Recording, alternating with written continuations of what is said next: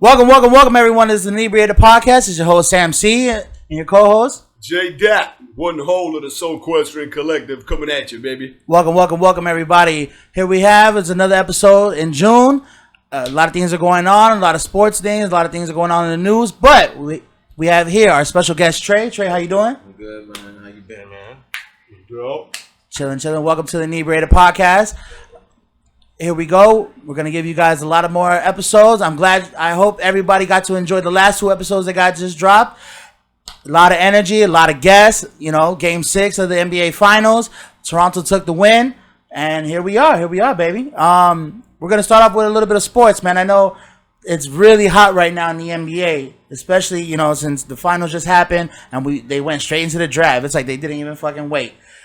We got Zion Williams, man, in the first pick of the first round. Like, how y'all feel about that? The man's going to be looking at some millions. I mean, he might. I think, besides the injury, he might be the next LeBron James.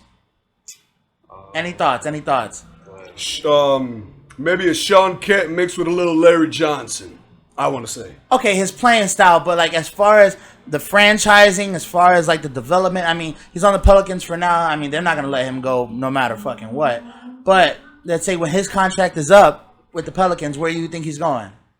That's too far in the future, man. All I know right now is the Pelicans kept Anthony Davis in purgatory. They're going to do the same thing to Zion. You know what I'm saying? Right. It's going to be tough, man. But, like I said, I see Sean Kemp just without the 8 baby mamas taking his child support garnishment. And, you know what I'm saying? And Larry Johnson without dressing up like Tyler Perry. So I see good things, man. All right. I fuck with that frame, with that play type. I fuck with him, man. All right. I like it. I think, honestly, it might bring some more talent there. I think it'll be maybe 2 or 3 years before they start doing something. But I think that's what happened with Anthony Davis. Like, it took them a minute to finally start making the playoffs.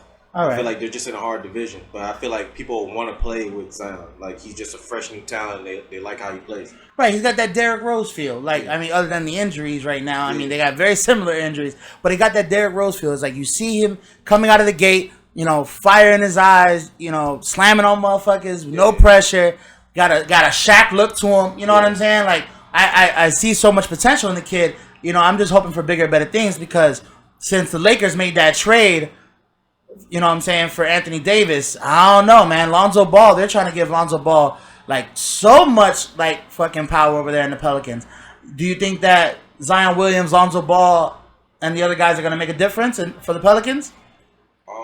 To be honest, I think it's a nice look for them because I felt like after the whole Anthony Davis trade, during around the All-Star time that popped up, I felt like that kind of made them back off from LeBron, and I feel like they kind of just gave up the rest of the season because before he got injured, they was 4th in the West. Okay. So I feel like they just want a fresh start. They just kind of want to clear their heads from it. I feel like they'll do decent. I'm not saying they're gonna break records and they're gonna go crazy. Yeah. They're not gonna have a Golden State record, but they're gonna get close to something. At least let's see if they can make the playoffs. Yeah. Especially for the East. I mean, what else is holding in the East right now? I think they'll do good in the West. I like it. I like them to do good. Like I said, I feel like that will bring in more people that want to play with him. Give it about 2-3 seasons. I know sometimes the managers and stuff they want it to happen now. Right. But I feel like they should understand they let go of a big player. They bringing in a big player. He's young. He's willing to try to elevate his game and learn. Hopefully, he wants to elevate his game and learn. So. I agree. JDot, what you think? Yeah, hopefully he doesn't go too hard on the gumbo down there in New Orleans. You know what I'm saying? He a big boy. And I ain't going to be having a couple po' boys, a couple gumbos. He look like he can eat the whole damn crock pot. Right. So hopefully he don't let it get to him. You know, say all of a sudden he's going to start looking like Percy Miller starting for the New Orleans Pelicans. I mean, he's Shaq built, man. I think he's 7'1". Hell no. How tall? Hell no, man. Hell no. What, 6'11"? I know he up there. Hell no. You got it, or you? No, he's 6'10". He's okay, 6'10", but still Shaq built. Which means he's probably 6'9". He better, all right, with the shoes off. He got a quick. He's quick though. Right.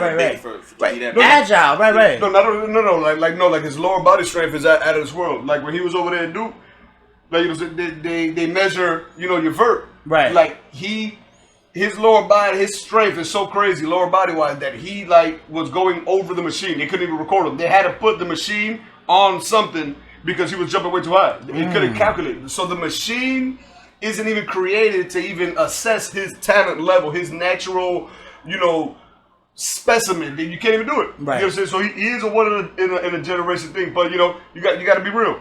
He's not playing against boys anymore. Now he's playing against grown men who got mortgages, who got a lot of child support payments, and shit who to lose. Gotta keep side bitches quiet. Facts. You know what I'm saying? It's a lot of shit. So now who got mortgages, who got car notes. Like now he's playing against grown men that got grown responsibilities. They for real playing for their life. You know what I'm saying? Yeah, you know what I'm saying? Because Lord knows if Fulanito don't make that $100,000 a month payment to shut up his side bitch, his whole family's gonna blow up because you know what I'm saying? Facts. So he's playing against people that got something to lose, and you know what I'm saying? Like Trey said. He's young, you know what I'm saying? You got to give him time. You can't, that's the problem. Especially like people in our generation, because we grew up and it's like, well, damn, when Jordan came in the league, he balled out. Iverson came in, they weren't one and dones. Right, at all. They had longevity. The one and done is newer. Yeah. You know what I'm saying? Like, never before in the history of the NBA have you ever seen so much young players on a team. So, unfortunately, with so much young players, you know what I'm saying, you're actually going to have worse play. Right. You know what I'm saying? Like shooting percentages are down because everybody want to take threes. Right. You know what I'm saying? The threes in the NCAA way different than the threes in the NBA. Facts. And so it's little things that happen. So what I noticed, and I think I mentioned it to you when we were watching the finals, is their lack of calls, and they were being a lot more physical during the final.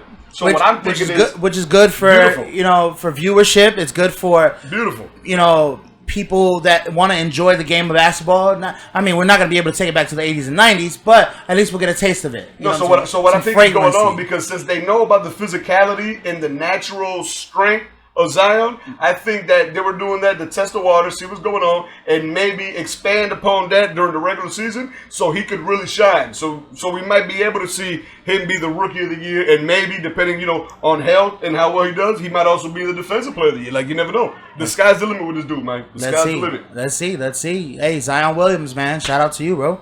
First round, first pick. Hey, there ain't not much to say, bro.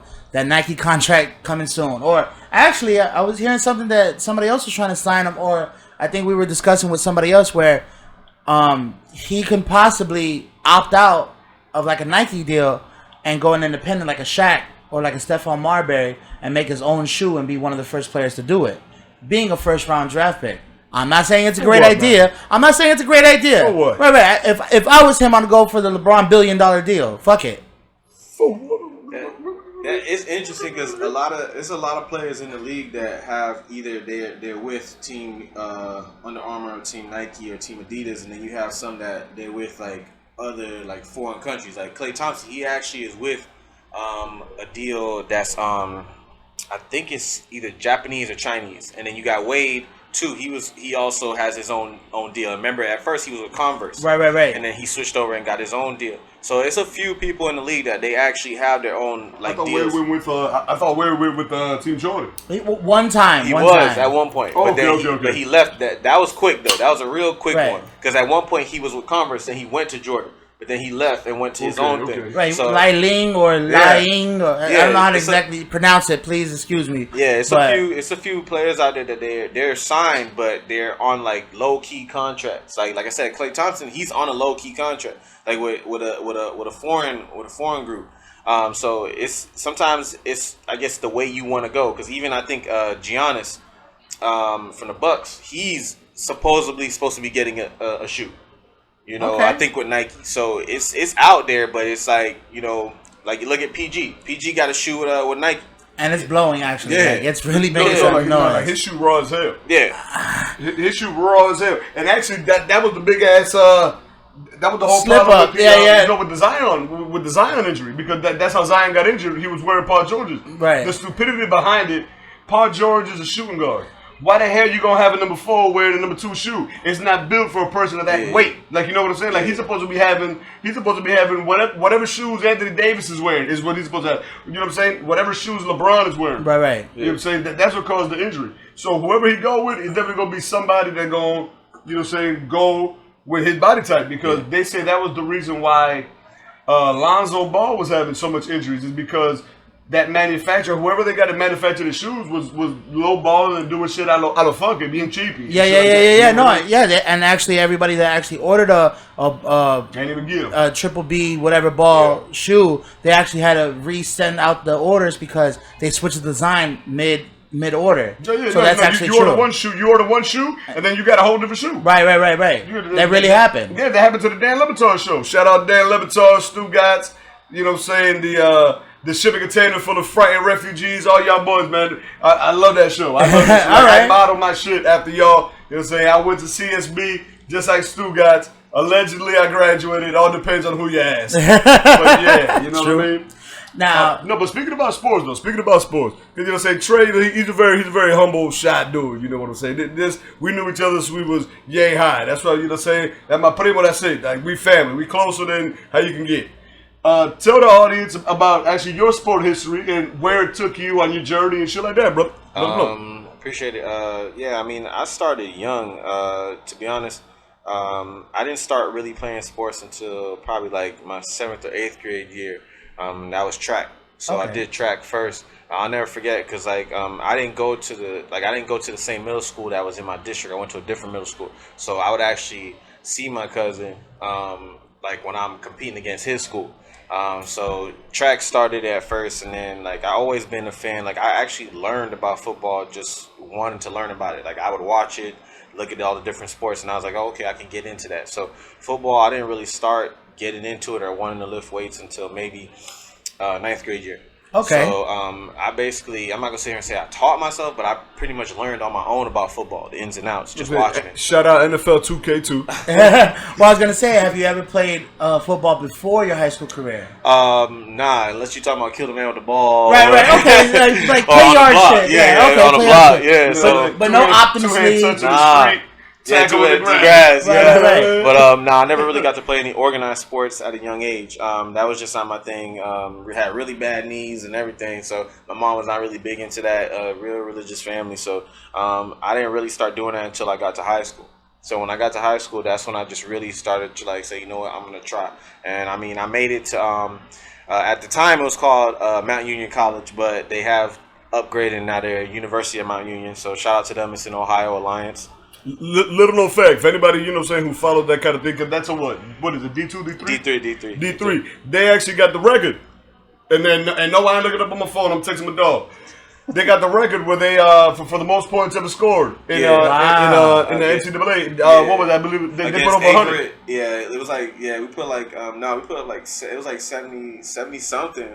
No. When you play, yeah. But like the year before you got there, they put 100 on the squad. I think it was Averett University we played against. It was I mean, I ain't gonna say it was a good game, obviously the score, but it was a good game for us. Right. Fun game. Yeah. So once I was able to go out there, just do my thing. But that's kind of like where I learned more about like what I wanted to do as far as my life. But I got to run track. I got to meet some good friends.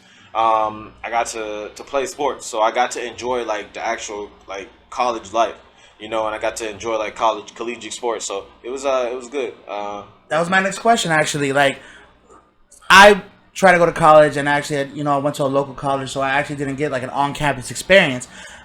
What can you speak on? I mean, obviously, I would hope that a lot of our viewers are in college or hoping to go into college. What can you say I fuck with y'all if y'all dropouts. I fuck with y'all. Sammy don't. I fuck with y'all. Hey, give or take. You know what I mean? But what can you give your collegiate student athlete that's going into his freshman year right now? What can you say to that kid that's getting his first dorm, full ride? What can you say to him? I would definitely say just find that big homie, or just find somebody that has that positive guidance. Or if you have that mentality where you're driven and you're not going to let things sidetrack you, because it's going to be a lot. It's going to be the weight of just being more independent. A lot of people, one thing I can say is like the things that my mom was trying to instill in me, like just the simple things like taking out the trash, doing laundry, little things like that. A lot of times we like, oh, why are you trying to make me do all these things? But that actually helped, because I would even notice like the people that would live like 2 blocks away from the college, like they would go back home because they couldn't do simple things. They would let their parents go back home and do those things. Me, on the other hand, I couldn't. It was me and one other homie from high school that went up there, and then when he left, I was literally by myself. So what I did was I surrounded myself around positive people, and I was able to kind of feed off of them the positive energy.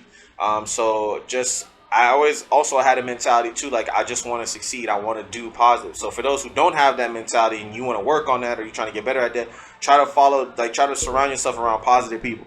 Try to be around people that they're not there to just play around and mess around and just be like, oh, I'm a collegiate athlete and this and that. Because once those 4 years are up, or once like if you get injured, it's done.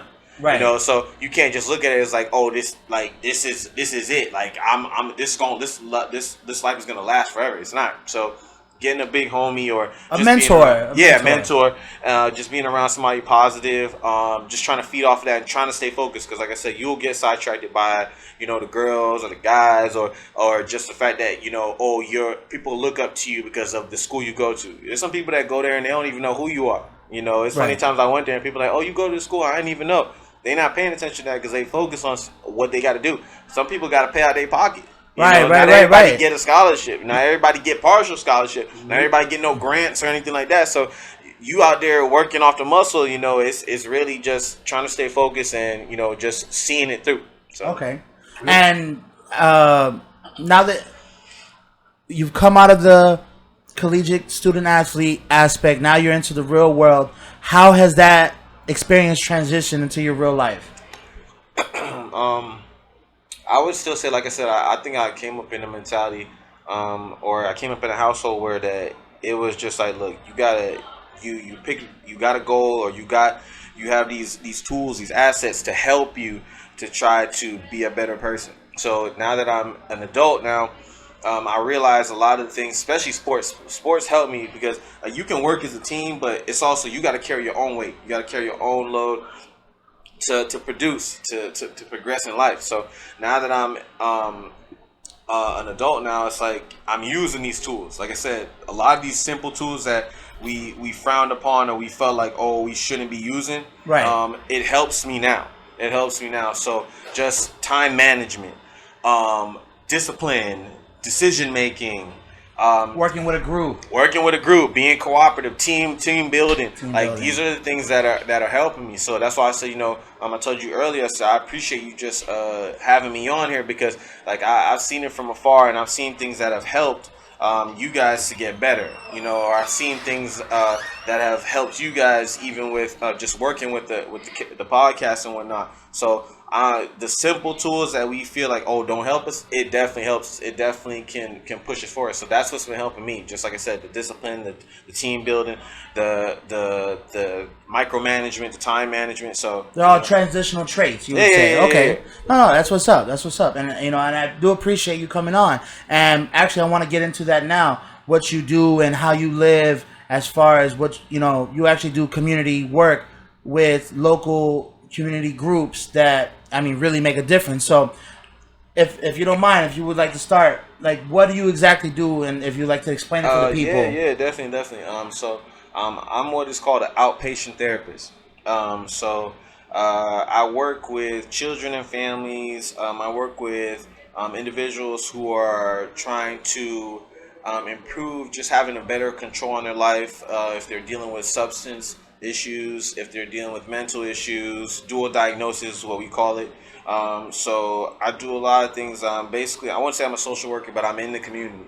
So I go to the schools, I go to the homes, go to neutral sites, and I'm just trying to help people better themselves mentally so that they can, take on the social stresses of life. Right. So okay. That's what I do. I actually work at a company called Chrysalis Health. And we have different buildings or the agency goes from all the way from Jacksonville all the way down to Daytona. Okay, so you guys work in the pretty much in Florida, the entire Florida area. Yeah. Well, because a lot of people only know the show for being in South Florida, but what you're saying is that you guys work the whole Florida area from top to bottom. Yeah, definitely. Okay, definitely. And with outpatient therapy, are you providing therapy services, or are you providing resources for that people would seek out during their therapy or their rehabilitation? So we do a lot of different things too. We do outpatient therapy. We do PSR, which is psychosocial rehabilitation. So that's more of like group therapy. So that's working on just improving on social skills, everyday living type skills such as grooming, communication with people, management of money, time, respecting others and their property as well. So we do that's more of the group therapy. We do case management. So we have individuals that come try to help you find resources, try to get you a little bit more self-sufficient and more independent. We do redirection groups. We do what else we have? We have residential groups, residential homes for the youth. We do a lot of different things like that. We also do things in the community too. I know this year, there's another organization. It's called NAMI. They also do like 5Ks and stuff like that. So sometimes I'll go run, like I'll do like the 5Ks, which also help raise money for mental health awareness, substance abuse awareness, things like that. So we do a lot of different things in the community as well. So we have different departments that help with these different aspects and that people need help in. No, of course. I mean, this isn't a one-man project. Yeah. It takes a group. And do you have a target audience really? Like, is it from a certain age to a certain age, or is it families mostly? Is it individuals mostly? Like, what's your target audience? Would you say? That's a good question. The youngest I would say is 3. Okay. And the oldest that I've seen, endless. Okay, so 60s, 70s. Yeah. I think the oldest client I've worked with is 55. Okay. So, and some people will say, well, dang, how can you do therapy with a 3-year-old? And a lot of times what we do is we have the assessor go in, try to evaluate and see what services are needed or what goals or specific concerns the parent may have. And then that's when the therapist comes in, and then you also work and see and assess, and what we call psychoeducation, so just education on the diagnosis, and education on just different aspects of what may be a concern. Okay. So a lot of times I'll go in, and they may have told the assessor something because they didn't feel comfortable about fully expressing, and then you go in and you find that there's some more to it. Right. It could be anything. I mean, ranges from just like traumatic experiences to anything. You know what I'm saying? Even postpartum traumatic stress. Yeah. Like, what I want to say is, what was your either best or worst experience at your job? Not as worse as in you had a bad day, as in worse as like there was just not a person you could help, or was there a person that you were like so gratified with their success and their result of rehabilitation, not just rehabilitation, but just the therapeutic aspect of rehabilitation? And do you have one of those? Do you have like you can leave the names out, but you have one of those stories where you were like, you know what, I felt this one. I appreciate you asking that. I think I just try to be neutral to a lot of sessions, because there's some times where you will have some difficult sessions, or you'll have some difficult clients per se. But also too, what I try to do is keep in the back of my mind that where they're at in therapy and where they're at in their lives, sometimes that's what makes it difficult.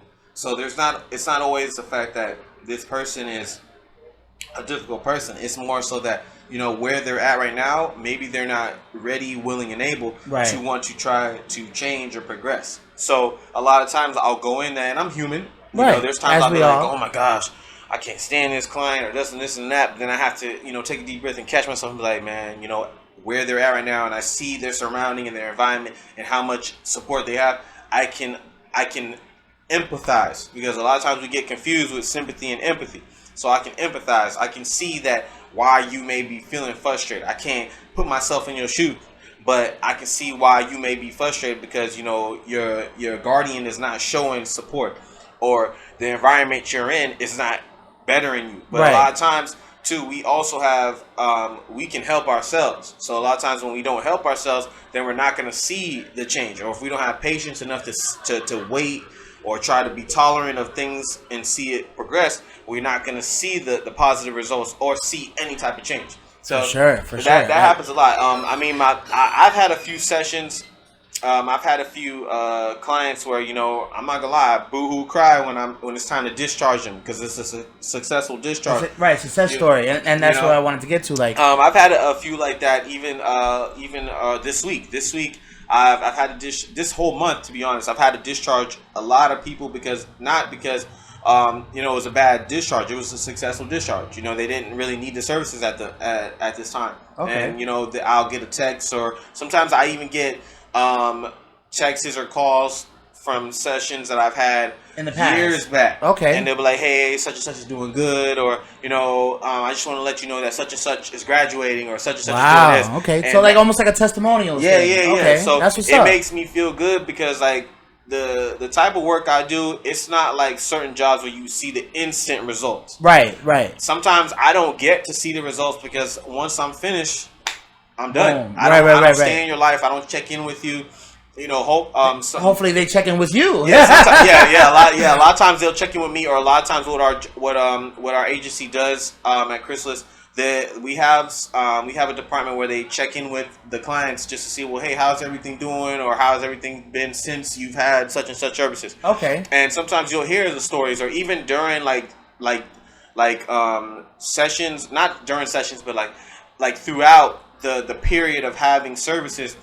The clients get random calls and they'll say, well, how is such and such doing? How's Chris doing? When's the last session you had? What did you guys go over? Is stuff being explained? Like we even have surveys where the clients fill out at the end of like discharge, you know, so there's right. Was your support necessary? Was your support successful? Yeah. So there's times that, like I said, I've gotten almost a 2-page letter of thank you. Wow. You know, and I've kept them. You know, like it means a lot to me because, like I said, I don't always get to see that end result. The end result, because after I'm gone, I leave them alone because I was only there for a moment in time.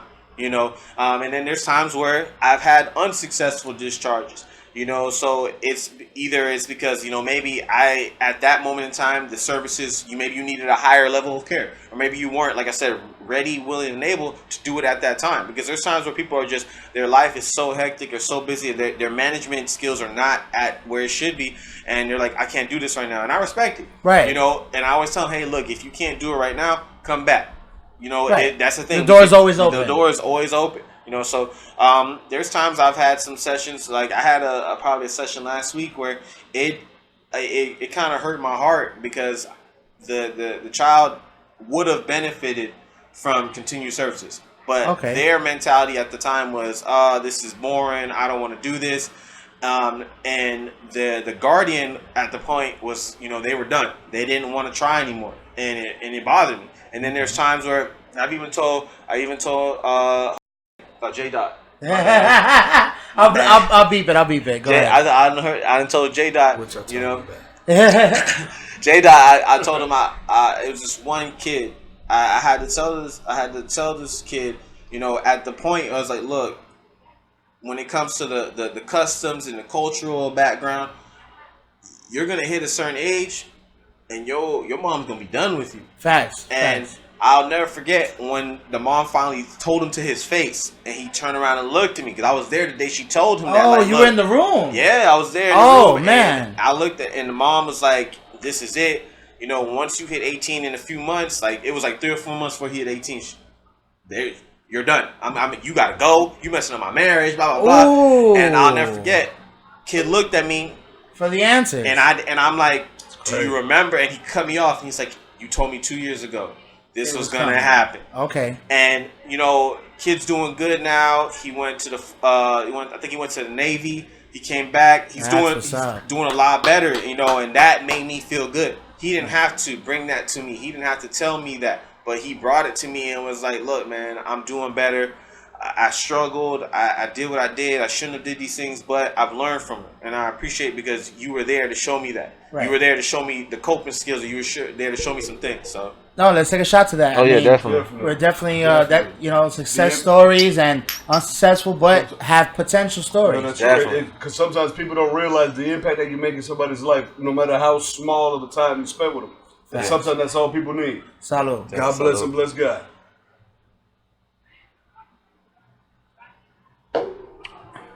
But yeah, I definitely get those. I definitely try to get the more positive ones than the negative ones. Of course. And to let the people know, if they can reach out to you or reach out to the community group that you work with, where can they reach you at? Yeah, so like I said, I work at Chrysalis Health. Spell it out real quick. Chrysalis is... My bad. All right, you can text it to me. No, I want to put it on the bottom scroll, like at their website at Chrysalis. Yeah. So it's Chrysalis Health. The main office I work at, it's based in Florida. Like I said, we got them from Jacksonville to Daytona, but the main office I work at is 954-587-1008. So it's 954-587-1008. Okay. So that's the main office I work at.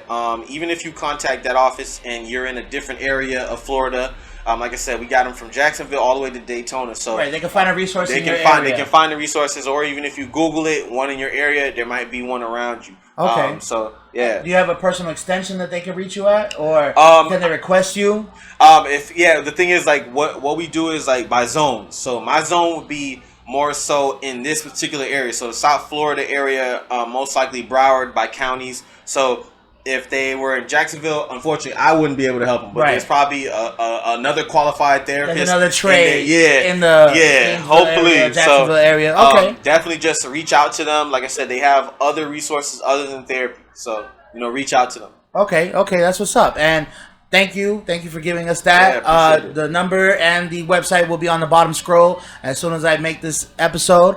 And okay, I appreciate that, man. I appreciate that. Thank you for sharing that. And not to take away from that, and I just want to move the conversation forward to other things that are going on right now. JDot, what's popping in the world right now? I know you got some hot takes right now. No, I got some scorching takes, but I want to step back just a little bit. You know what I'm saying? Right now, you got to. It was broiling. So now you got to let it cool down. Okay. So I'm let it cool down. Cooking rice over there. Speaking of food, not to take away from what you were going to say. We have some beautiful delicacies here given to us by El Chef Teresita, which is located on Instagram. If y'all remember from a couple episodes ago, I did plug it. I completely forgot to give the Instagram account, of course, due to... You see the motherfucking table. You can't judge me. You can't judge me unless you love me. There you go. If you love me, you still can't judge me. So, like I said, El Chef Teresita. That's on Instagram. Like I said, we serving the entire South Broward, North Dade area. You know what I'm saying? Hollywood, Hollandale, Dania Beach. You know what I'm saying? Miami Gardens. The whole entire area. Pembroke Pines. You know what I'm saying? Carroll City. You know what I'm saying? Opelika, Bunch Park. You know what I'm saying? We're right around the way. You know what I'm saying? Miramar, of course, Swab Jaw stand up or around the way. You know what I'm saying? And of course, ain't none other than my primos fans right there. So this is home felt. This is love right here. See, I don't have to give any reviews because I've been eating this food since I was a kid. However, we have somebody here who has never eaten the food. So you better get a real live review right now. A real live review. Now, I brought some of my favorites here, of course. You know what I'm saying? Now, there's a couple things that I don't even want to pull out because I'm fat and I want to keep it for myself. But in plate number 1, oh my God. Like, this is the one I did not want to pull out. This is my shit right here. This is, you know what I'm saying? I mean, you know what I'm saying? You can translate it for me, dog. This right here is bacalao frito right there, but it's fried healthily. Now bacalao, you know what I'm saying, like, you know what I'm saying, for my Jamaicans and stuff like that, that'll be saltfish.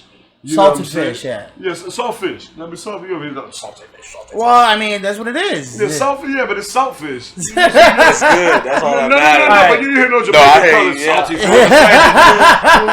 I'm trying to do it for my Caucasian Nubian brethren out there. I'm about to put the fire upon your dome piece. You feel me? No, but on some real shit, this is my shit. I don't know if you fuck with the fish. You know what I'm saying? Because everybody has different dietitian. I don't. But I'm gonna. Crazy. I'm gonna give crazy, right? When you look at my dog. I appreciate you trying. No, I don't. I'm not a fish eater at all. The most I've ever done. I will not be mad. Trust me, I will not be mad. The most I've ever done is shrimp, but I am gonna give it a taste. I'm gonna give an honest review, and we're gonna. We actually have a few dishes that we're actually going to try here live on the podcast and give a fresh review. Again, I do not eat fish, so I'm going to give you a first-hand opinion. First-hand, don't eat fish, not tilapia, no salmon, no... shit, I don't even know that fucking many fish. No snapper, no nothing. No, who the fuck eat codfish? No, but like, the most, I do. no, the most I've ever had was calamari, like calamari and shrimp. That's the most I've ever had. Yo, calamari. Now, I'm gonna say calamari gotta be the most basic bitch entry. Oh, facts. Oh, I ain't mad. I ain't calamari. Okay, you know what calamari is in terms of the fish. The edible fish market. Calamari is the chicken nugget of French fries. All right. No, I thought that was shrimp, nigga. But hey, don't you ever disrespect shrimp? Because just like my man, right, like my man Bubba said, we got the fried shrimp, we got shrimp cocktail, we got sauteed fish. You can broil them up. Yeah, you can do so much. Sure. I've personally driven to the west coast of Florida just to get some shrimp cocktail with ice in a cooler. All right. That of course I bought when I got there. I got it off that Publix right there off of Del Prado. You already know Northeast 180th. You know what I'm talking about. Boom. Went right there just to grab it. The shrimp that comes from the Gulf of Mexico tastes way different than any other shrimp I had. I had never been to, I guess Maine. Mexico. Maine lobsters. Okay, I know. I was bagging on what you were saying. Hold on, so what you saying? Hold on, Donald Trump. You saying that the shrimp in the Gulf of Mexico from America tastes different than the shrimp in the Gulf of Mexico? Mexico, yeah. I was bagging on it. Go ahead. So you think in America it's called the Gulf of Mexico? You think in Mexico it's called the Gulf of America? No, it's called the Gulf. But only because, look, I'm only doing this because I know how fire this shit is. And like he said, he gave too much disclaimers about not eating fish. I just want to say really quick. I'm going to grab this. So give him a shout out. My primo don't like fish. He don't like bacalao. Oh yes. That is 100% accurate. This is the only bacalao I've ever eaten in my entire life. Okay. Since a jit. Anything. No, this is the only bacalao. It's only been Trey's old girl bacalao that I ate. That is 100% accurate. The only thing that I wish we had right now, hold on. Do we got some hot sauce, bro? We might. Because this is spicy. This is spicy. So I don't know the way you eat. No, I'm straight. I'm straight out the heart. I'm going to hold it because I don't want you to bite it and then destroy it for me. No, motherfucker, because I'm going to eat the rest. No, that's what I'm saying. No, here. Break that piece off. All right. Bam. Look, you already got it. Let me get that piece. I got a lot. Wait, hold on. No, what do you mean you got a lot? That's a popper, bro. That's a popper. Yeah, I got a lot. There you go. I never seen a motherfucker so scared of fish. Lord knows what he be doing in Tootsies with his old lady in around. Facts. All right, so listen. Actually, we just went to Tootsies and they told you. All right. Fresh opinion. I do not eat fish. Here we go. I don't eat fish. Hold on. Yeah, shit, man, he tripping. That's all you, bro. Oh, I know this on me. Okay. It got like a totone taste to it. Yeah, you ain't even ready for it. It's good. Then you got like that saltfish, dog. What's your here? A little bit of hot sauce. I can see the hot sauce. Even though it does got a cook to it, it does have a cook. That is right. Oh, it is fish for sure. But yeah. Oh hell yeah, it is. Oh hell yeah, it is. It's going down. Hold on. For evidence, I did eat it. Look, it's gone. It's gone. This guy. It's gone. No, because people be like, nah. He cut away and threw it in. He put it to the side. Yeah. It's like an Adult Swim commercial. No, or I'm gonna prove it to you. I'm gonna vomit right now. No, or a nigga like put it in a napkin and then cut away to a cutaway. You know what I'm saying? Like, nah, nigga really ate it. It's really good. It is salted fish. You do taste the salt, but it is really good. Actually, I wouldn't mind having that again. Honestly. And this is a motherfucker that don't eat fish. I do not eat fish. Ever. Have never. For all my Caribbean folk that already know about the saltfish, you know what I'm saying? And then if you're from a Spanish-speaking country in the West Indies, you know about that bacalao. You already know what it tastes like. This right here does not taste like regular bacalao, like regular saltfish. No. This is actually really good. So, like... My mouth is still tingling, just for the viewers. Go ahead. No. If you have a low threshold for, like, spices and shit, I do not recommend putting hot sauce on it. But me, I like to put just a little bit of... I can see it. You know what I'm saying? Like, you do get some totones on the side, and that shit right there, No. You can make that a sandwich, nigga. No, but that's what I'm saying. That was it. See, the white folk want to say that Sammy Sosa used steroids. Sammy Sosa was eating mango, bacalao, right? Fucking, you know what I'm saying? That was all natural. Yeah. It was all natural. There was no steroids. It was straight mango, bacalao, de todo. Tú me entiendes? Arroz, habichuela. That's how he hit on the home run. There was no steroids. Right, but I just want to know what he was shooting up to change his color. Like, that's the part I want to know. You don't believe him? No, I believe him that he's light skinned. But Sammy Sosa said, he was like, no, the reason why he was so dark was because he played baseball for 22 years. Yeah, and hated himself. He stepped out of the sun. He said, that's why I'm light skinned now. I'm not in the sun no more. Like, nah. He looked like Count Dracula. No, Facts. Oh my God. Now, hold on. We ain't done. But what that movie? But wait, there's more. Empanada. Yeah. No. Yeah. I know what's inside, but explain, baby, explain. JDot can do all the work. Because this is a healthy alternative to a very unhealthy snack. And guess what? It tastes just as good as the unhealthy one. I'm telling you straight up. This ain't no bullshit just because, say, I don't see no minute. Nah. I'm telling you. Because I be in the kitchen. Say like Gucci Mane. Don't nobody fuck with my kitchen. And I be, you know what I'm saying, when she's not looking, I take a bite. And then when she's looking, I stop chewing. Well, that's how the listen to this. So now explain all the love that went into it. Definitely. My mom is behind the L Dedicita. There you go. And chef. Chef. She's definitely behind it. But the way she cooks definitely with the vegetable oil. She even uses for certain requests the turkey. She doesn't use only beef. So whatever you want or whatever you request, just let her know. She's definitely aiming to please. So, but she definitely tries to use more lean type ingredients to try to help with the food. So, like I said, these if anything like that, I always ask her. People always ask "Oh, what is the ingredients?" And she'll give you trust me, she's one of the type of people that she has no problem giving you the recipe, but everybody's gonna make it different. Right. Everybody does. Because you ain't gonna murk it like that. Everybody's gonna make it different.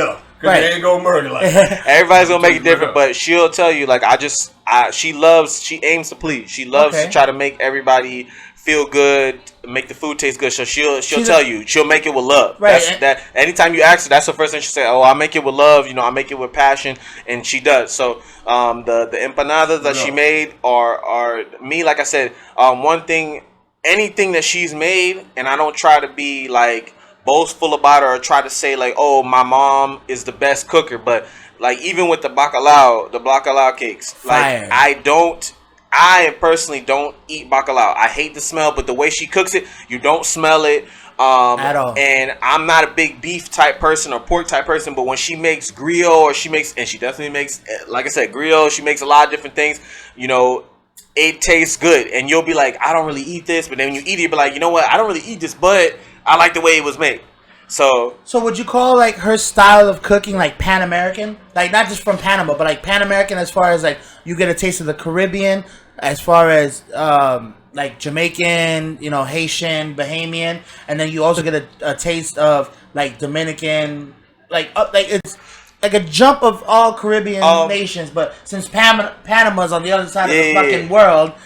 Around Central America. Central, South America, whatever. I don't even believe in Central America. I think that's a myth. Failed social studies a couple times. No. Honestly, I really don't believe in Central America. I believe there's North and South. Central for what? It's Latin America, bro. You ain't gonna tell me nothing. Okay. No, Central America is the delinquent zone. That's where you go when you want to get chopped up. But that's what I'm saying. No, you still getting chopped up. What are you talking about? Mexico's there. But but they coming. There's a reason why Trump trying to build that wall in Mexico. It's Central America.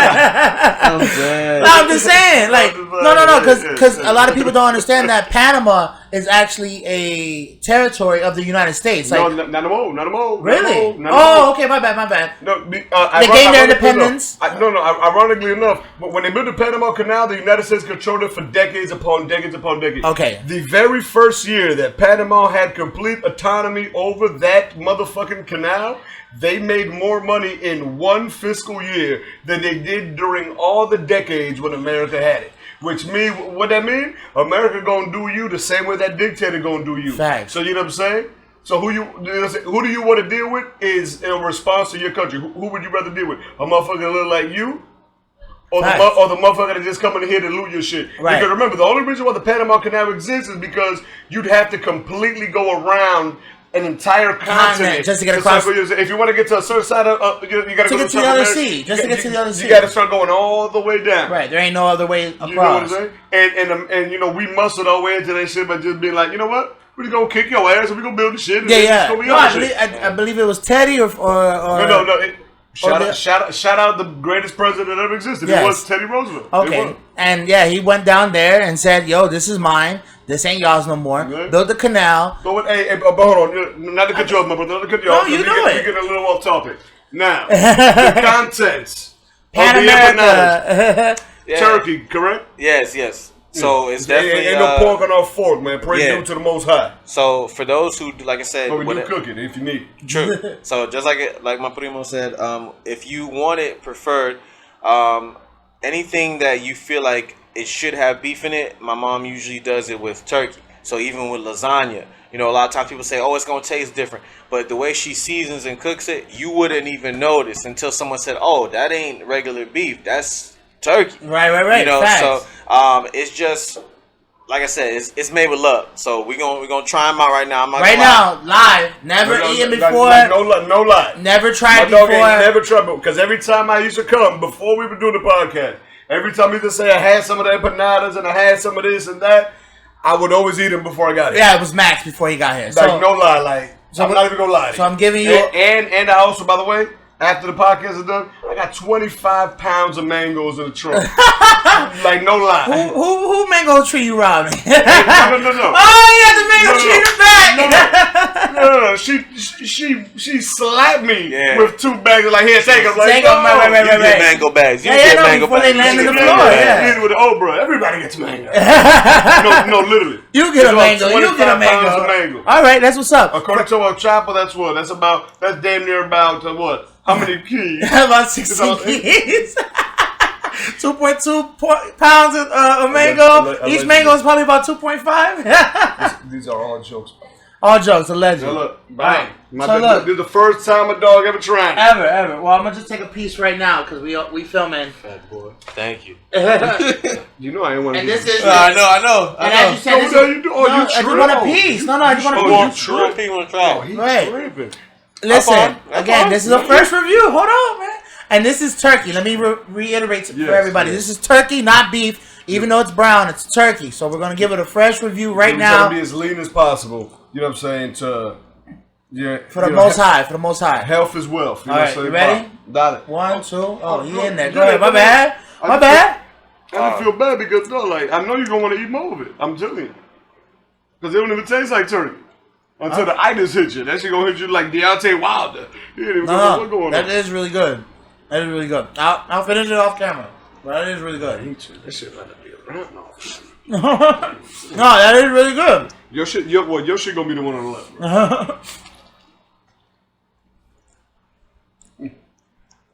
No, that's what it is. Well, because I went outside for a little minute, and I feel bad. Wait, eat water, wash it down, and let's get back to it. All right. Yeah. This right here, oh shit, the whole glass of them broke. Damn. So ladies and gentlemen, this is what happened. So my dog saying see drunk and he give you a crazy dap up. I thought I fixed him. I gave him too much of a shoulder lean. Don't eat the whole thing. Come on, we got a show to finish. He done. Hold on. All right, so let's get into it. Now here with the Inebriated podcast, this is a beautiful shout out to El Chef Teresita on Instagram. That was serving the South Broward, North Dade area, Miramar, Pembroke Pines, Hollandale, West Park, Pembroke Park, Miami Gardens, Andover, Bunch Park, Carroll City, Norland, North Hialeah, Miami Gardens. Miami Gardens. Or you can say North Miami Beach. Well, I'm trying to just keep it in the area. Keep it in the 5-10 mile radius. Hollywood. Carver Ranches. Come through. West Park, my bad. Yeah, we around the way. Lake Forest. Hey, man. Lake Forest still claiming Lake Forest, even though they West Park is so funny. Yeah. But I used to live in Lake Forest, so I know what it is. I know what it is. I used to live right across the street from the fire station. You already know where the fire station is. Right. Next to that old extra. Right. You know that, dog. Hey, hold on. My bad. I know we said we were done, but hold on, bro. You got one more? Oh, we got a lot. No. Oh shit! No. But because you take a little bite, you getting me hot, dog. Well, no, I'm trying it out. I'm trying it out for the people. I'm trying it out for the people. If I would have known he was gonna take a little bite, I would have hit the bong real quick. I would have been. You would have heard nothing from my microphone, but for 20 minutes. This shit would have been an ASMR podcast. Right. Everybody, calm down. Right, for 30 minutes. You hear that? The ASMR argument. No, hold on. No, we're gonna do a little 30 second. No more. Nigga, I ain't got 30 seconds. Come on. What's up with the food? It's a banana. Now hold on. I'm gonna open it. Hold on. Go ahead, Moses. That's selling. Black Moses.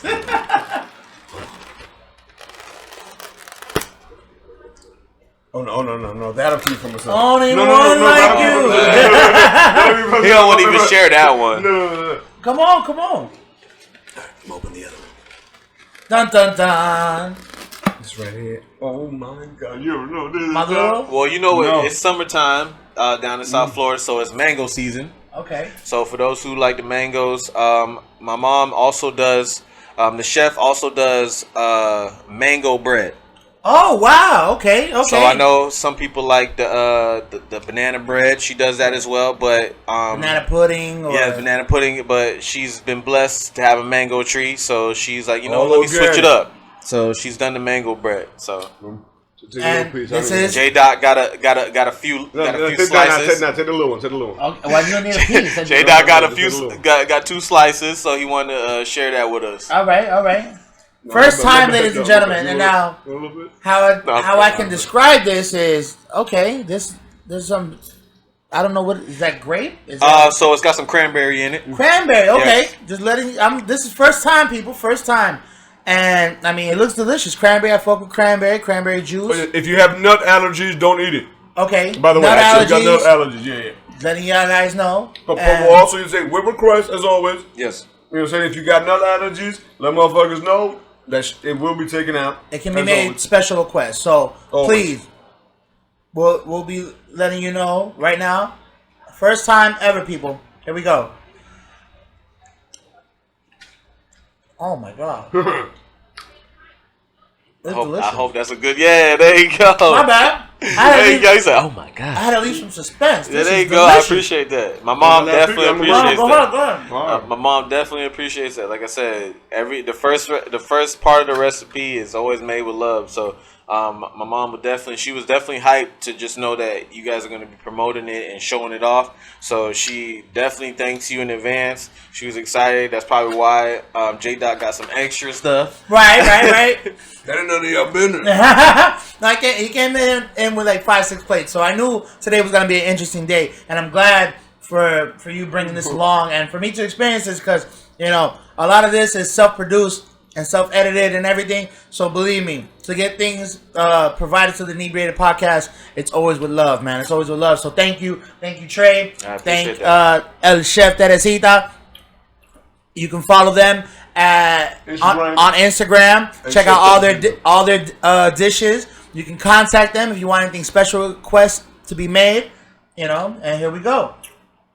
This water, bro, water. I don't need water. No, I'm good. The water go fuck up the taste. Your lip is clapping way too much. That boy smacking. I can hear you from outside. Oh man. You sound like Donald Jr. I just appreciate that. Like I said again, I appreciate you gentlemen bringing me onto the podcast. Just showcasing what I go through, what I work, the career choice I've taken. Just also promoting too, and showcasing my mom's work because this is something that she really likes to do. Like I said, it's not always for the monetary value. She really just likes enjoying people live life and have fun and enjoy what she cooks, and she likes to see the smile. So even just the oh my gosh is and the smacking of the lips. She was excited for that. Trust me. No, also I completely forgot. We know it's summertime. You're trying to get loose. Yeah. We also got the specialty drinks right here. It's a special Long Island, a.k.a. the Strong Island, because it's going to hit you like Deontay Wilder with that pow ping. You know? I like that. Okay, and thank you, Trey, and please tell Miss El Chef that it's really appreciated. I appreciate that. You know what I'm saying? For her to come on this platform. Hopefully we can have her not soon, but when we get a chance, when we get around to it. You know it's going to be appreciated. Y'all motherfuckers watching this shit like, oh, damn, it look good. Yeah, hit it up. Boom. Hit it up and follow. We're going to put all the, you know what I'm saying? That's how we do in post-editing. No, of course. You know what I'm saying? Hit it up and follow. Because the same way you support, this is a complete independent business, support more local independent businesses. You know what I'm saying? Never forget, don't ever let the trends of society or what's hot now fool you. It always and it will always take a village. We responsible for each other's well-being. One hand washes the other, but both hands wash the face. You know what I'm saying? So support. Don't bring flowers to a motherfucker when they're dead. Bring soup to them when they're sick. You know what I'm saying? Support, love, reciprocate, and that is the way of the world. Like I said, this Strong Island will have you all wild. That's what's up. Okay, and then thank you for the food tasting. Thank you, for the beautiful presentation. What would you like to move into now? Like, what's been the thoughts of yours? I actually want to, I feel kind of, I feel kind of bad because I had to go outside real quick and take a little smoke break. But I want to talk about a little bit more in depth into the mental, like mental illness and stuff like that. Because I know you deal with that a lot at your job, but I'm not sure if y'all discussed it. Yeah. We got some. But if you got something specifically that you want to speak about, I mean, bring it on. Bring it on. Okay. Yeah, you know what I'm saying? Because it's like, how do I go about saying, like, how do you feel, like, in terms of, like when you are in the workplace environment and you're in that dynamic, and it's like, I personally feel that, like, an employer should inform the employees if there's somebody working there, that's on the spectrum, because there's so much different layers of the spectrum. And I went through a situation a couple days ago where I'm with this dude. And I always just thought he was kind of slow. So, in my mind, I'd be like, yo, this guy just, you know what I'm saying? For lack of a better word, man, he just retarded. Like, on the spectrum. He just, no, because I don't know, nobody in real life thinks like that. Like, in a real life situation, be like, no, what are you, stupid as well? What are you, retarded? That's the first opinion, but then I started noticing, it's like, there's never been any progress. Like, for those that don't know, because I don't really like speaking about myself too much on this, but it's like, I work construction. So, you know what I'm saying? Ladies, holla at your boy. Y'all already know about construction work. You know what I'm saying? But no, truthfully. So it's like I noticed this, like, he probably been in Hubble for about a year now, but it's been no growth at like whatsoever. Like the comprehension skills are done and all that shit. So a couple days ago, like whatever, boom, I show up and I tell him, I give him a measurement, this is what I need cut. He knows how to do what he has to do because that's part of the job duties. But he doing it 100% wrong. Now me as a person who also like grew up like you a little bit, you know what I'm saying? Like in terms of like we were just always active kids and shit like that.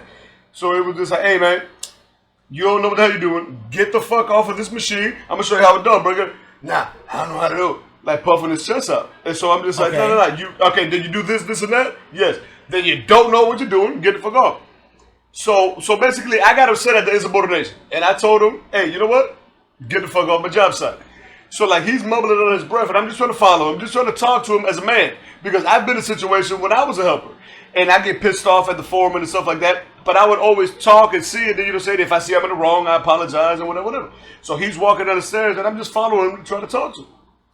He ends up calling the owner of the company, saying that I'm physically trying to intimidate him and assault him. I follow him down the stairs. That he had to run into his whip, close, lock the doors and bang it. And in my head, like, when it happened, I was just like, no, what the fuck did he run into his car, like, get off so quick? Right. And then he comes up with that situation.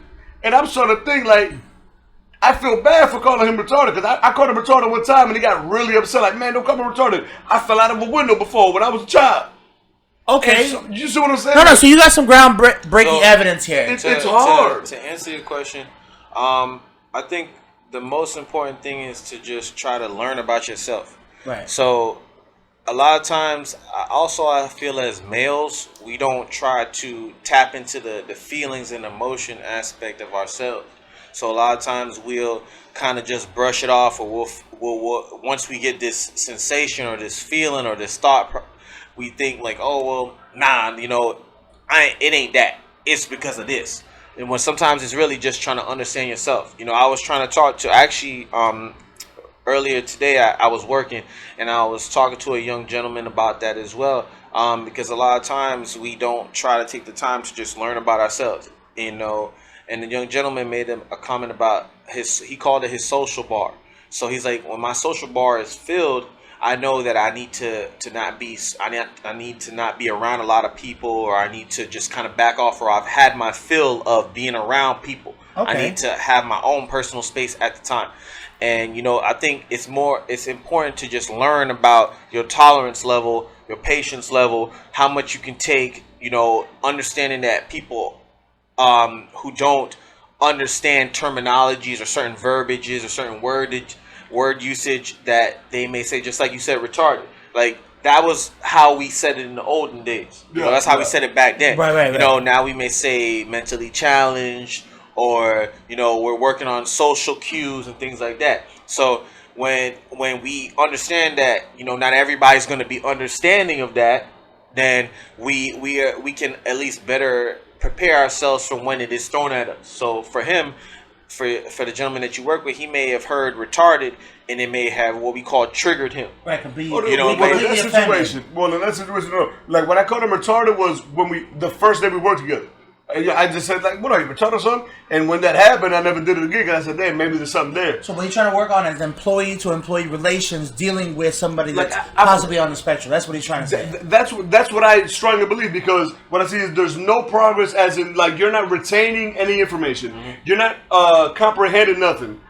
And so, like, I feel like it's like, this is a physical job. So, like, I treat it like I would treat sports. And I'm going to talk a little bit of shit. I'm going to talk, I'm going to talk cash shit. I'm going to be over there like, nah, maybe try it up. You're going to be athletic in the aspect of I work. feel like, why the fuck, why are you getting upset if I'm doing, if I'm saying this, but then I'm saying the same thing also to the other coworker, and he, and we go back and forth. And it's like, what, and that's the part where, like, right there, because, like, the thing is, that's like me and Sammy, like, we obviously two different gentlemen. We come from two different backgrounds. You don't know necessarily if I come from the same background. Even if I did, my mentality of how I see things or perceive things is different. So you looking at it as like, well, dang, how come I told this person to do this and they got it, but I tell you the same thing exactly the same way I told Sammy, and you don't get it. Right, and that's the thing. He's reacted different. So it's just like I said, it's understanding where that person is coming from, or how how the training, or how you instill the information, or how you share the information, as opposed to just saying, well, y'all both human beings. How come you don't get the same way Sammy get it? Maybe I'm not a visual person. Maybe I'm not a verbal person. It depends on how. That's just like a coach, and that's something that helped me a lot, even at a young age. Like coaches or teachers. The teacher may sit here and think that, I'm just only going to learn by putting it up on the board and then following it like that. No, I need you to give me 2 examples. I need you to come physically show me. Just take a little bit of time out of your life to show me and guide me, and then I'm going to take it from there. So it goes both ways. And I'm going to learn like that. I'm a hands-on learner. Right. But that's the thing. So this experience showed you that. No, but I learn. Right. You show me one time, I do it one time, I learn. I retain the information. Right, but this employee that you're speaking about specifically, he's saying that maybe the learning aspect. I ain't gonna lie to you, dog. If I see him at a company party, I'm gonna break his jaw. Oh, I'm gonna break his jaw. It's gotten to that point. No, he called the motherfucker and said that I tried to physically assault him. He's endangering your job. It's never anything personal. When it's work, it's never nothing personal. And the same thing when it's on a podcast. It's never nothing personal when we're on a podcast. Some people may get offended, like, being a guest and being on the couch like that, or even, back in the day in the studio. A lot of people may not know. The motherfucker right here next to me, Yo, he like Nate Dogg with the crooning. All right, but okay, so but it's all the same thing. But because so I was raised in that environment, right? But so you think he overstepped his boundary, even though I think he overstepped his boundaries because I wanted to speak to him. Like me following him and telling him, "Yo, why are you running away?" Because I wanted to speak to him. Right. And like I said, he was not receiving your social cue. And then I feel like an asshole because another coworker who lived next to him was just like, "Hey, bro, you do understand? Like, his son got diagnosed with autism." But but my other coworker asked him, he was like, "So what the fuck do you think, dog?" He goes, "Clearly he got it from the old boy. He retarded too." I was just like, man. No, he was harsh. People hey, I'm just calling it how it is. Okay. If you get it, it got to be genetics. Right. Where do you think he got it from? Okay. So I was just like, damn, I feel bad because it's like I talk to people, I try to motivate them like a coach. Yeah. You know what I'm saying? To me. So that's what I say. Like at that point, it goes both ways because for him, he may have been triggered and may not have the proper coping techniques, or at that moment he didn't use the proper coping techniques to just say, you know what, let me just talk to this man because maybe he's trying to approach me in a way to try to be constructive instead of approaching me and being threatening. But you know, everybody, you have those days where you know you can't call it. Yeah, you know, there's some days I go into a session or I may wake up and be like, all right, I know this is gonna be a rough day. You know, it's gonna be a hard day, and I try my best not to push that on others, you know, or go into a session like even today. One of the session I was talking about to the young gentleman about learning more about yourself. As soon as I walked into the house, because like I said, with outpatient therapy, earlier me and Sammy was talking about like I go to homes, I go to the schools, I go to neutral sites. So he's touching the people, really. Yeah, I'm not that's that way. That's the service. I got you. Appreciate that. The service is provided to them, so it comes to them. So you know, as soon as I walked into the house, the first thing he says, "Man, you look sore." And I was like, "You're right." I had to actually, you know, and also I do for my own self-care because self-care is important. I enjoy still playing football. You know, we were talking about the collegiate level and all that stuff in sports. I play in flag football leagues. So I had a flag football game at 10, and then I had a session right after that, and then I went to that session. Reigning champs. Yes, three times. You'd be mad humble. I didn't even know that. That's what's up. All right. I appreciate that. So I went to that session. It was a 2-hour session, and the first thing when I walk in the house, he says, "Oh man, you look sore." I said, "Yeah, you know, I had a game before this, and I had a session before this." But the thing is, you know, it's getting to just understand yourself and break down and learn, just and that's the thing. A lot of times people don't want to be what is called vulnerable. You don't want to be vulnerable about yourself. You don't want to learn about yourself. You think that, okay, well, I know this thing bothers me. All right, cool, I'm good with that. So my bad. Nah, he's mad. I didn't mean to stop you. So you know, the thing about it is trying to learn about yourself. That's the most important thing. You know, it ain't about how others you know, sometimes not everybody's going to take the time to try to learn about you or be patient. Right, it's not about how they receive you. It's about how you're willing to take the time to learn about yourself. Because especially with the support team that you have around you, there's people that, you know, I go to about personal things. Or there's people like, I'm not going to go to somebody who doesn't know about sports and talk to them about sports. Yeah, I'm wasting my time. I'm wasting my time. Exactly what you said, Sammy. I'm not going to go there and waste my time. But if they are willing to try and learn and talk about it, cool. I don't mind expressing it, but I also have to be mindful. I can't just hit them with the statistics. I can't. I gotta take it slow, because I've been experiences where people are like, oh, tell me about football. In my mind, I'm like, you don't know about you don't even football? know. Yeah, you don't know where to start. But then I was like, all right, cool. So whoever has the most points at the end of the fourth quarter, what are 4 quarters? What is the first down? And I'm sitting here scratching my head like, yo, you serious? But I have to realize, not everybody's into things that I'm into. Right. Not everybody is as passionate as their job as I'm into. Not everybody is about like really doing things at a certain thing. So at a pace like you're into. So a lot of times you're gonna run into people like that. They willing to make that money. They willing to get into a job, but then they don't realize like, man, the books is different from being in the experience. Just a lot of times, like people say, "Oh, you book smart." I'm kidding. Go ahead. I'm backing on him, man. Go ahead. Even with the experience, like the book smarts is great, but once I get into the field of being with the clients and trying to get to where they need to be worked with, it's different, and they'll tell you that they got no problem telling you like, man, I can tell you just straight off the porch. I can tell you just came straight from college. Da, da, da, da. I mean, and I had to get down and deep. Like, look, that's not where I'm at. That helped me, you know. Or even depending on whatever job you at, you know, some people may have went to work to collegiate level to say, well, okay, I've gotten this experience through the books. Right. But to sit there and say, I got the experience physically, it's different. So completely. You will get some people that hate on you say, well, oh, that person went to college and they think they know everything. But they ain't been in the field. They ain't been in the trenches. Right. But it all comes with the territory. And, that's everything in life, yeah. And thank you for sharing that. Yeah, Thank you for sharing that. And I want to close it out with any final thoughts, man. Any final thoughts? Because everything you guys been saying has been beautiful. But we got to wrap it up. I know we're way over this hour limit. Oh, shit, for real? Yeah. So, any final thoughts? Like I said, I just want to appreciate you gentlemen bringing me on to the podcast. Appreciate you supporting, just showing love to my mom's craft. And like I said, don't be afraid to reach out for help. Don't be afraid to ask for help.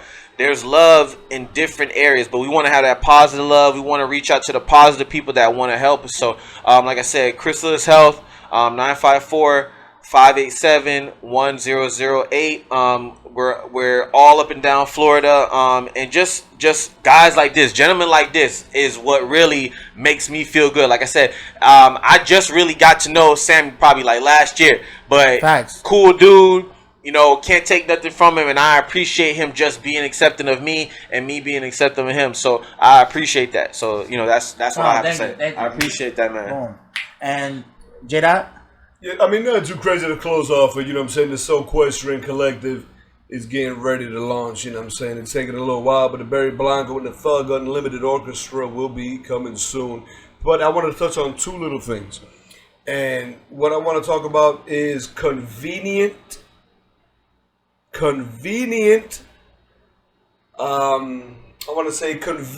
adjudication and stuff like that. Oh, I noticed that so many people want to say, well, you know, if you did the time, then, you know, you're rehabilitated and stuff like that. But I've always noticed that the hypocrites, even when you do the time and stuff happens, or even if you're acquitted, you're still going to be blamed. And I'm talking in particular to the situation where O.J. Simpson got the record of most Twitter followers since he opened up his Twitter account. And all you see is, why are you following O.J. Simpson? He's a murderer. He's this and that. O.J. Simpson got acquitted of those two murders. If you want to believe in the justice system the way you say you believe, because the same people that saying that are the exact same people that saying the cops ain't doing it wrong when they killing niggas like us. Facts. So what I'm saying is, if you want to be one side, you got to be both sides, and you can't play no sides if you're going to be on both sides. You see what I'm saying? Facts. It's either you go by the law or not, and he was acquitted of that shit, so you got to let that shit go. And in keeping up with that same situation, not to be, you know, dragging on it like that, we also got to realize that the most important thing that's provided in this world right now, especially in the era that we're in right now, with everything that's going on, everybody don't forget, is evidence. It's evidence. Right. That is the most important thing in this world. I support all those movements, you know what I'm saying, when it comes to truth. And I support anybody when it comes to truth. It's, you know, the Me Too movements and stuff like that. However, we can never forget the damage that is done by false accusations and stuff like that. People's names get smeared and ran through the mud, and their lives are changed forever. Baylor football player. I forgot his name. It was Sean, what was it? I completely forgot his name. I've heard about it, but I don't know. I completely forgot his name. Baylor football player. I'm saying he was in, you know, he lost the ability to be part of the draft. He lost, I think it was about 3.5 to 4.5 years of his life because of a false accusation that she then said never happened. He's never going to be in the league again. Unfortunately, it's over for him. Right. As well as Neymar. You know what I'm saying? The woman trying to set it up to beat him up and stuff like that. What we need is evidence, because right now, believing everything, when you believe everything, you leave the door wide open for corruption. You leave the door wide open for everything. What you got to do is you got to use your mind, people. We here to make you laugh. We here to get drunk with you. We here to get high with you. Sometimes, depending if you do it or if we do it, you'll never know. But the main thing is, always use your mind. If it don't feel right, then it ain't right. Facts. You feel me? No, that was beautiful. Thank you, JDot. Thank you, Trey, for joining us. Appreciate it. Follow us on Instagram, Facebook, iTunes, SoundCloud, Spotify. We're on all social media platforms. Apple Podcasts. The Inebriated Podcast, at the Inebriated Podcast on all social medias. This has been another episode of the Inebriated Podcast. Thank you for listening. God bless and bless God.